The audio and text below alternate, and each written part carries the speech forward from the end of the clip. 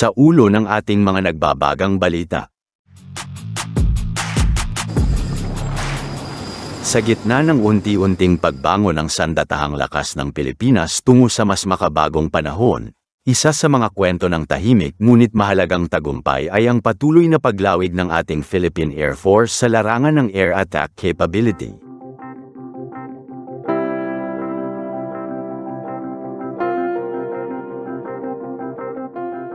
Noong taong 2024, natapos ng bansa ang pagtanggap ng 6 na unit ng T-129 attack helicopters mula sa Turkish Aerospace Industries.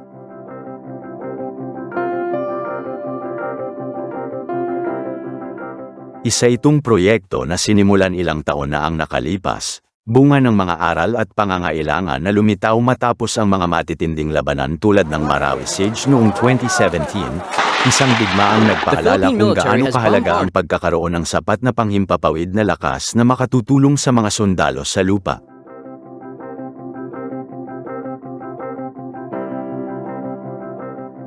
Ang T-129 attack ay hindi basta karaniwang helicopter. Ito ay isang mabilis, mabagsik, at matatag na attack helicopter na dinisenyo mula sa bansang Turkey, batay sa karanasan nila sa labanan. 2 makina, tandem na upuan, at mga sandatang kayang magdala ng precision rockets at missiles.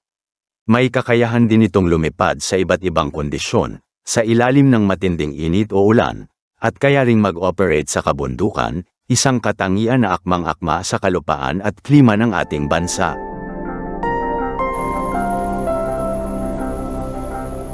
Noong Mayo taong 2024, sa isang makasaysayang seremonya, formal na tinanggap ng Philippine Air Force ang huling 2 unit ng 6 na T-129 attack. Ang buong batch ay agad na inilagay sa ilalim ng 15th Strike Wing, ang pangunahing unit ng PAF na siyang tumutugon sa air-to-ground at close support missions. Sa pagkakataong iyon, maituturing ng kompleto ang unang kabanata ng kwento ng T-129 sa Pilipinas. Ngunit hindi doon nagtapos ang kwento. Sa mga sumunod na buwan, habang patuloy na ginagamit at sinusubok ng mga piloto ang mga bagong helicopter, lumitaw sa mga pahayag ng mga eksperto sa depensa na may mga pag-uusap na muling nagaganap sa pagitan ng Turkish Aerospace Industries at ng pamahalaan ng Pilipinas, mga pag-uusap na tumutukoy sa posibleng ikalawang batch ng T-129 attack.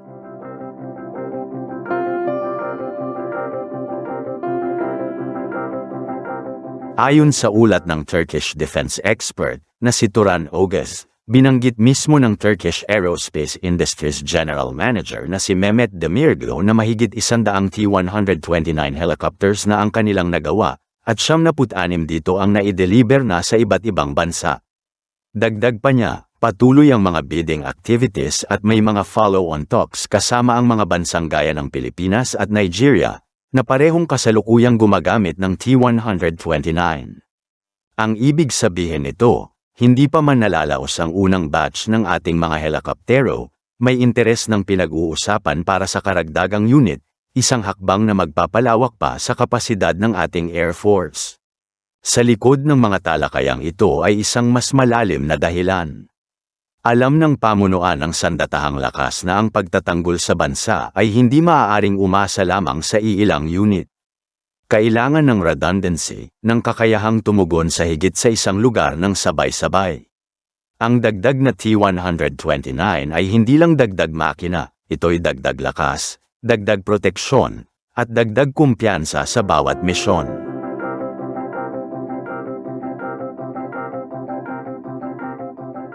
Ang karanasan ng unang 6 na T-129 ang nagsilbing batayan ng mga sundalo sa pagtukoy kung gaano kahalaga ang ganitong klase ng asset. Sa bawat pagsasanay, sa bawat lipad, natututuhan nila ang mga bagong taktika, kung paano magsagawa ng reconnaissance, kung paano magbigay ng malapitan ngunit tumpak na suporta sa mga tropang nasa lupa, at kung paano makipag-ugnayan sa iba pang sangay ng militar.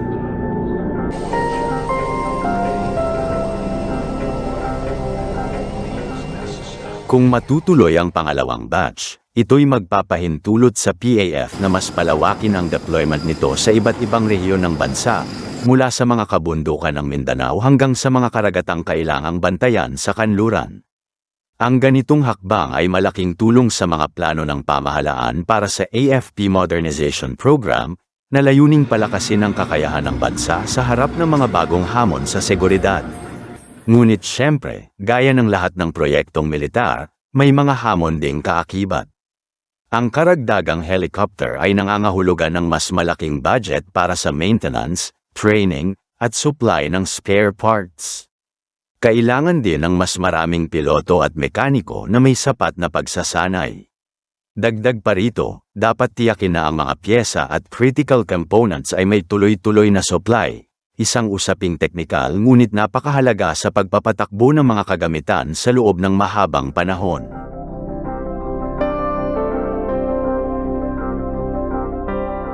Gayunpaman, kung titingnan mula sa mas malawak na pananaw, ang ganitong uri ng kooperasyon sa pagitan ng Pilipinas at Turkey ay hindi lamang isang transaksyong pangmilitar. Isa rin itong senyales ng diplomatikong ugnayan at tiwala, isang patunay na ang ating bansa ay bukas na makipagtrabaho sa iba't ibang bansang handang tumulong sa ating modernisasyon.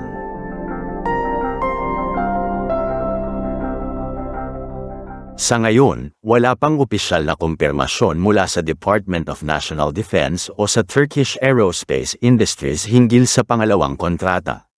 Ang lahat ay nananatiling nasa antas ng mga pag-uusap at pag-aaral.